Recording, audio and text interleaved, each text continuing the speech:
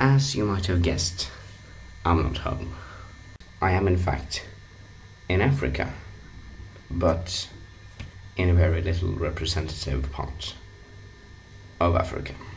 Although the water is very African, the desert is very African, a lot of things is very African, but this is Tunisia, the most developed country in Africa, and I am in one of the most modern cities in a hotel room.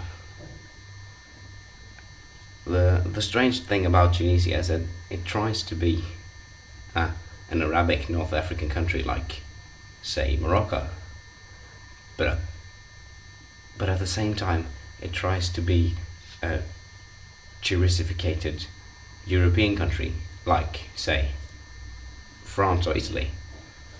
Because, as I said, I am in one of the most modern cities in the most developed country in Africa, a country that is trying to become an industrialized nation in like 10 years. And still, that is the state of the hotel that is just next to ours. It's a hotel complex that is rotting on its feet. Someone owns a hotel and goes bankrupt, which, let's admit it, someone will always do. And no one has bought it. No one has the economy to buy it. In the most developed country in Africa, in a tourist town where thousands of people come each year, no one can afford to buy a hotel. There is, I believe, 57 nations in Africa. If that's wrong, they'll probably be corrected somewhere around there. And this is the most developed one. And still everything seems to a bypassing European very, very primitive. And daily salary for a Tunisian is 7 dinars, which is the same as $6 or 3 British pounds. And that is nothing. And this is, and I repeat it once again, the most developed country in Africa.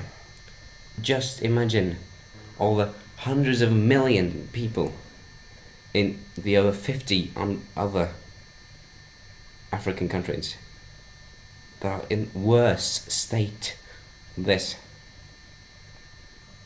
Now, I'm not trying to say Tunisia is a bad place to live.